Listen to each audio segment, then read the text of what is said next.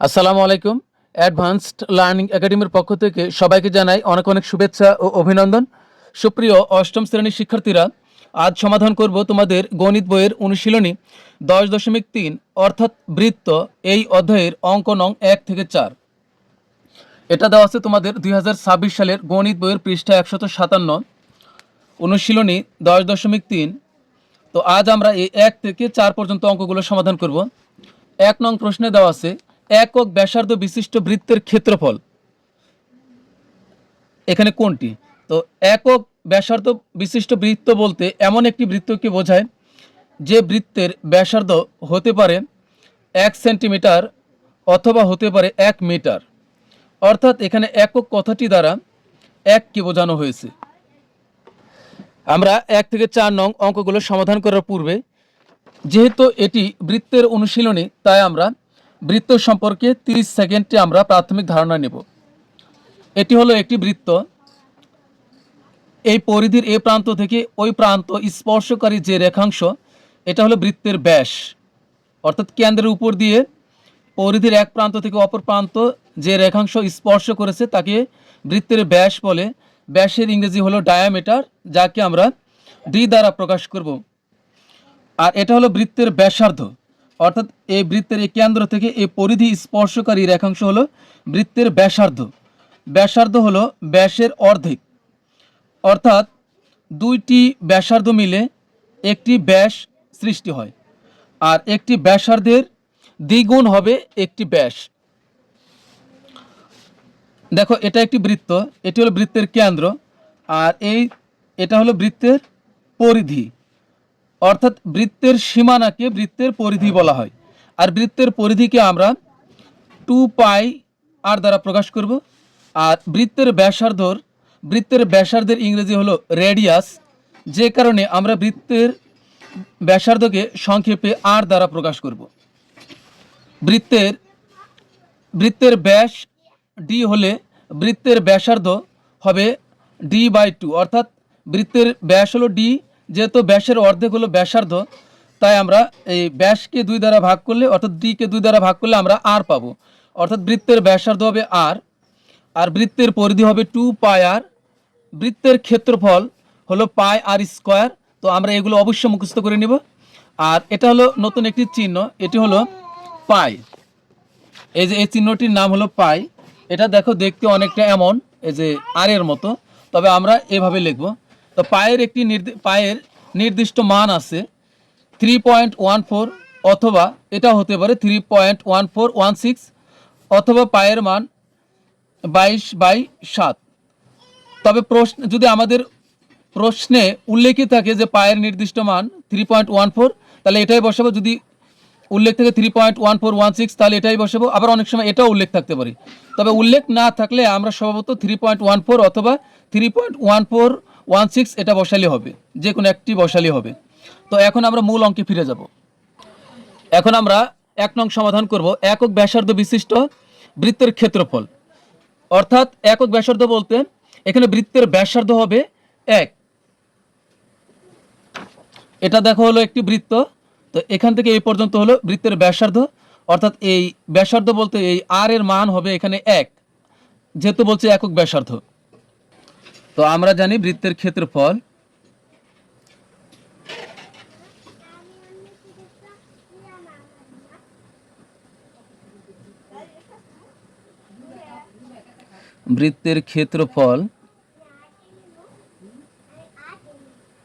সমান হলো πr² বর্গ একক।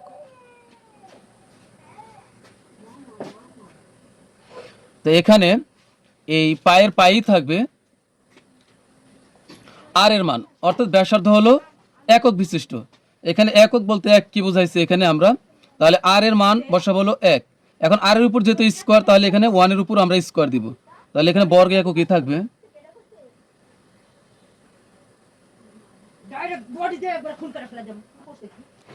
তো এখানে পায়ের পাই থাকবে, আর 1 এর উপর স্কোয়ার মানে কিন্তু 1ই হয়। 1 এর উপর স্কোয়ার কেন, 2 3 4 5 তুমি যতই বাড়াও না কেন 1 এর মান 1ই থাকবে, বর্গ একক। এখন এই পায়ের সাথে যদি আমরা 1 গুণ করি তাহলে পাই হবে। অর্থাৎ 1-এর সাথে কোনো কিছু গুণ করলে মানের কোনো পরিবর্তন হয় না, যা আছে তাই থাকে। তাহলে পাই বর্গ একক হবে। তাহলে আমাদের সঠিক উত্তর কত হবে? এই যে পাই বর্গ একক, গ নং। তো এখন আমরা 2 নং অঙ্ক সমাধান করব। 3 সেন্টিমিটার এবং 2 সেন্টিমিটার ব্যাসার্ধ বিশিষ্ট এক কেন্দ্রিক দুইটি বৃত্তের পরিধিদ্বয়ের মাঝের অংশের ক্ষেত্রফল কত বর্গ সেন্টিমিটার। অর্থাৎ এমন দুইটি বৃত্ত হবে যে দুইটি বৃত্তের কেন্দ্র হবে একটি, মানে এক কেন্দ্রিক, মানে দুইটি বৃত্ত হবে দুইটি আর কেন্দ্র হবে একটি। একটি বৃত্তের ব্যাসার্ধ হবে 3 সেন্টিমিটার আর একটি বৃত্তের ব্যাসার্ধ হবে 2 সেন্টিমিটার। তাহলে এই দুইটি বৃত্তের পরিধিদ্বয়ের মাঝের অংশের ক্ষেত্রফল কত বর্গ সেন্টিমিটার, এটা আমাদেরকে বের করতে বলছে। দেখো আমরা দুইটা বৃত্ত অঙ্কন করবো, একটা হবে 2 সেন্টিমিটার আর একটা হবে 3 সেন্টিমিটার। তো এটা হলো 2 সেন্টিমিটার ব্যাসার্ধ বিশিষ্ট,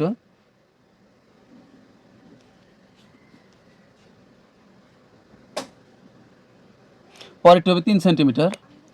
পরেরটি অঙ্কন করবো 3 সেন্টিমিটার নিয়ে।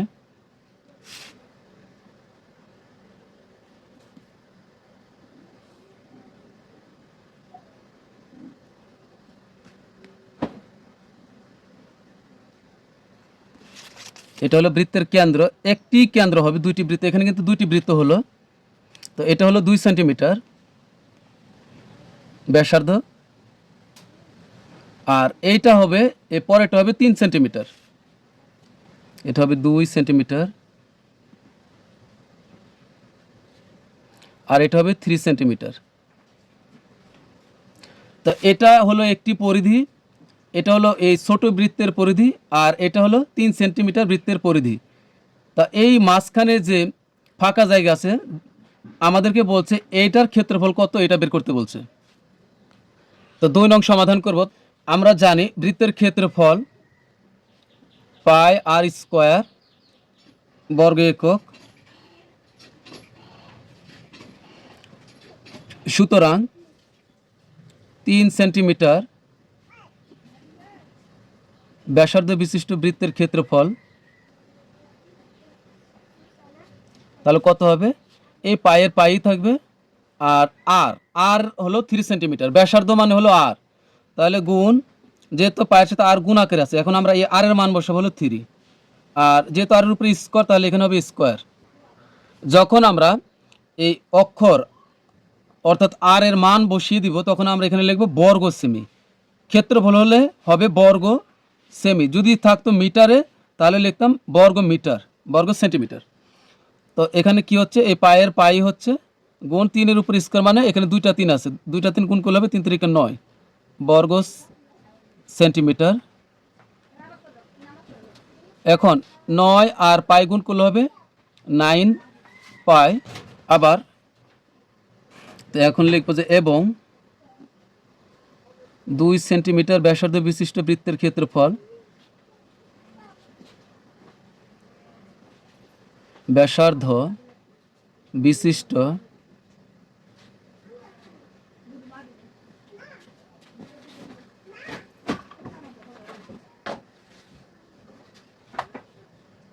আমরা দুইটি বৃত্তের ক্ষেত্রফল বের করবো, এরপর বিয়োগ করলে বের হয়ে আসবে। 2 সেন্টিমিটার ব্যাসার্ধ বিশিষ্ট বৃত্তের ক্ষেত্রফল, এই যে এখন এখানে কী হবে, এই যে পায়ের পাই থাকলো গুণ এই আর এর মান বসাবো হলো 2, তাহলে এখানে আর এর উপর স্কোয়ার, তাহলে এখানে 2-এর উপর স্কোয়ার দিব, এখানে হবে বর্গ একক। সূত্র না, এখানে যেহেতু আর এর মান সরাসরি এখানে বসাই দিছি, তাহলে এখানে হবে বর্গ সেন্টিমিটার।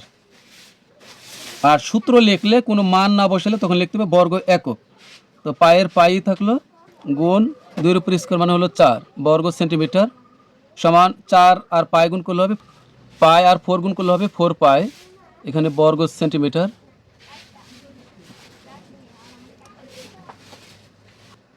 তো এখন এই বড়টা থেকে আমরা ছোটটা বিয়োগ করব। তো লিখব সুতরাং বৃত্ত ক্ষেত্রের পরিধি দ্বয়ের, এখানে কিন্তু দুইটি পরিধি সৃষ্টি হয়েছে, এখানে কিন্তু দুইটি পরিধি, এ একটা পরিধি এ একটা পরিধি, এজন্য পরিধি দ্বয় মানে হলো দুটি। সুতরাং বৃত্ত ক্ষেত্রের পরিধি দ্বয়ের মাঝের অংশের ক্ষেত্রফল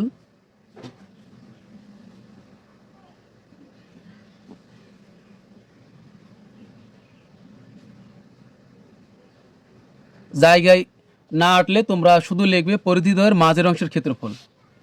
তো এখানে হচ্ছে বড় হচ্ছে 9, বড়টি হচ্ছে 9 পাই, এখানে হবে 9 পাই বিয়োগ ছোটটি হবে 4 পাই। তো 9টা পাই থেকে 4টা পাই বিয়োগ করলে থাকবে হলো 5 পাই বর্গ সেন্টিমিটার। তাহলে এটাই হবে আমাদের উত্তর। তাহলে এখানে হবে আমাদের ঘ নং হবে আমাদের সঠিক উত্তর। তো এরপরে 3 নং প্রশ্ন থেকে বলছেন কোনো গাড়ির চাকার ব্যাস 38 সেন্টিমিটার হলে 2 বার ঘুরে চাকাটি কত সেন্টিমিটার প্রায় অতিক্রম করবে। তো আমরা গাড়ির চাকা কিন্তু দেখতে অনেকটা বৃত্তের মতোই। যদি আমরা এটাকে ধরি গাড়ির একটি চাকা, তাহলে এই গাড়ির চাকার ব্যাস কত বলেছে 38 সেন্টিমিটার। যদি আমরা এটাকে একটি গাড়ির চাকা ধরি তাহলে এই ব্যাস এখান থেকে এই পর্যন্ত এই ব্যাস হবে এখানে 38 সেন্টিমিটার। যদি তাই হয় তাহলে এই গাড়িটির চাকা 2 বার ঘুরলে কতটুক জায়গা অতিক্রম করবে। তবে আমরা জানি যে একটি গাড়ির চাকা যতটুক বড় বা এই গাড়ির চাকাটির পরিধি যতটুকু, চাকাটি একবার ঘুরলে ঠিক ততটুকু জায়গায় অতিক্রম করে। যদি গাড়ির চাকার পরিধি 10 সেন্টিমিটার হয় তাহলে গাড়ির চাকাটি একবার ঘুরলে 10 সেন্টিমিটার যাবে, তাহলে 2 বার ঘুরলে যাবে 20 সেন্টিমিটার। যদি গাড়ির চাকার পরিধি 5 মিটার হয়, অর্থাৎ এই পরিধি যদি 5 মিটার হয় তাহলে গাড়ির চাকা একবার ঘুরলে এটি 5 মিটারই যাবে, 2 বার ঘুরলে যাবে 10 মিটার। তাহলে এখন আমরা গাড়ির চাকার পরিধি বের করব, কিন্তু পরিধি বের করতে হলে আমাদের তো আর এর মান লাগবে, কারণ পরিধির সূত্র হলো কি 2 পাই আর, এখানে আমাদের আর এর মান লাগবে। কিন্তু আমাদের দেওয়া আছে ব্যাস, অর্থাৎ ডি এর মান দেওয়া আছে। তাহলে আমরা তো আগেই বলেছি এই ডি কে যদি আমরা 2 দ্বারা ভাগ করি, ডি কে 2 দ্বারা ভাগ করলে কিন্তু আমরা আর এর মান পেয়ে যাই। অর্থাৎ ডি হলো বৃত্তের ব্যাস, ব্যাসকে 2 দ্বারা ভাগ করলে রেডিয়াস বা ব্যাসার্ধ বের হয়ে আসবে। তো এবার 3 নং, এখানে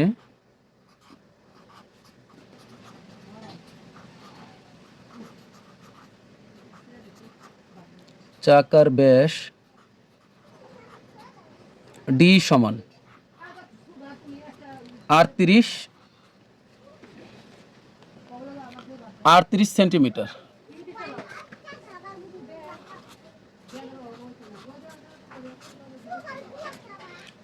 তো সুতরাং গাড়ির চাকার ব্যাসার্ধকে আমরা আর দ্বারা প্রকাশ করব। আর কি হবে, আর হবে ব্যাসের অর্ধেক মানে ব্যাসার্ধ। তাহলে এখানে হবে 38/2, তাহলে এখানে হবে 38কে 2 দ্বারা ভাগ করলে হবে 19 সেন্টিমিটার। তাহলে এখন কিন্তু আমরা পরিধির সূত্র লিখতে পারবো। সুতরাং গাড়ির চাকার পরিধি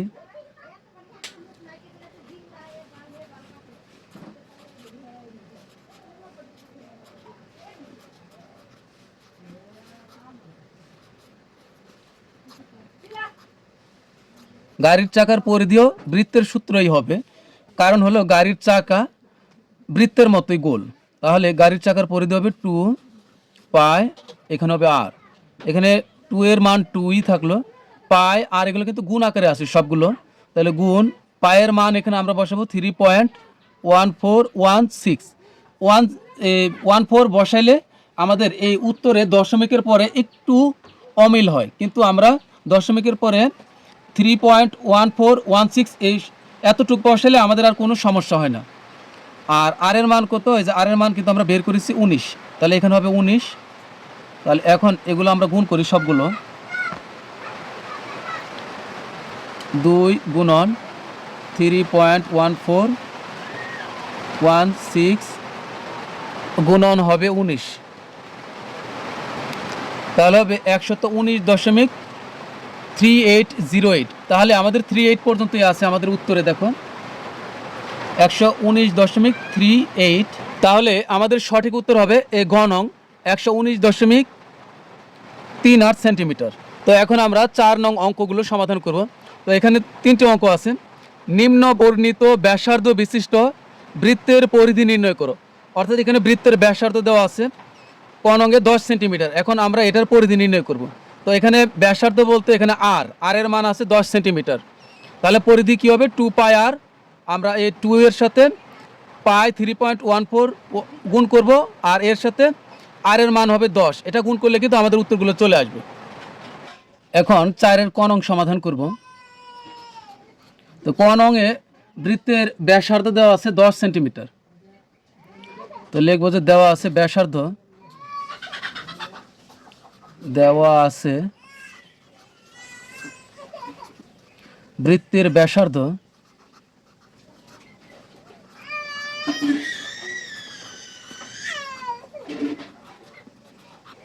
ব্যাসার্ধকে আমরা যেহেতু আর দ্বারা প্রকাশ করি, তাহলে ব্যাসার্ধের পরে কমা দিয়ে পরে আর সমান লিখব হলো এই 10 সেন্টিমিটার।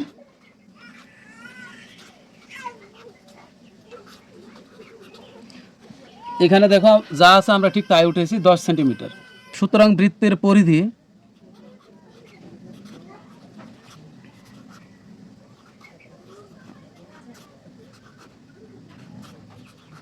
আমাদের পরিধি বের করতে হবে। তো পরিধি সমান কি? 2 পাই আর। তো এখানে আমরা মান বসাই, এই 2 পাই আর। 2 এর মান 2 এর সাথে কিন্তু পাই গুণ আকারে আছে। তো আমরা গুণ দিয়ে পায়ের মান বসাবো, 3.14 আর গুণ আর এর মান হচ্ছে এই যে 10 সেন্টিমিটার। এখানে আমরা সেন্টিমিটার লিখব, পরিধি হলে সেন্টিমিটার, আর ক্ষেত্রফল হলে এখানে বর্গ সেন্টিমিটার দেওয়ার প্রয়োজন ছিল। যেহেতু পরিধি, এই কারণে আমরা সেন্টিমিটার বসাইলে হবে। এখন সবগুলো আমরা গুণ করব, সবগুলো গুণ করব। 2 গুণন 3.14 গুণন আর 10 সমান হবে 62.8। এবার খ নং বৃত্তের ব্যাসার্ধ কমা দিয়ে তারপর ব্যাসার্ধকে আমরা আর দ্বারা প্রকাশ করব। তো এখানে দেখো ব্যাসার্ধ কত দেওয়া আছে খ নংয়ে? এই 14 সেন্টিমিটার।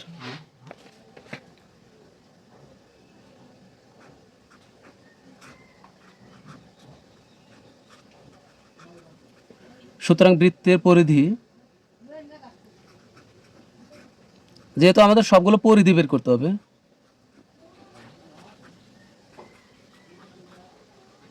পরিধি সমান হবে 2 পাই আর।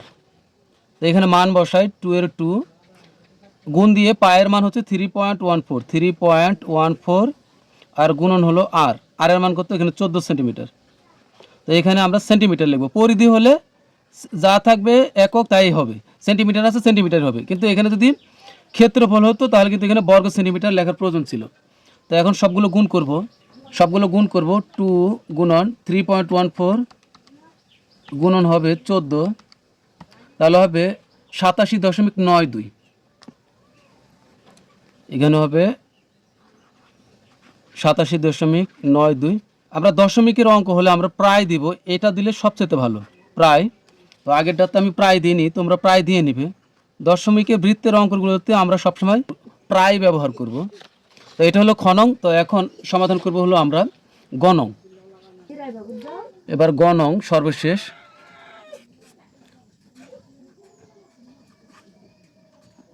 দেওয়া আছে বৃত্তের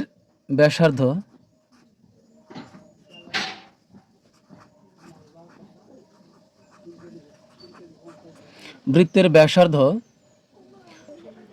এরপর কমা দিয়ে আর সমান। এখানে দেখো ব্যাসার্ধ দেওয়া আছে হলো 21 সেন্টিমিটার। তো এখানে লিখব 21 সেন্টিমিটার। সুতরাং বৃত্তের পরিধি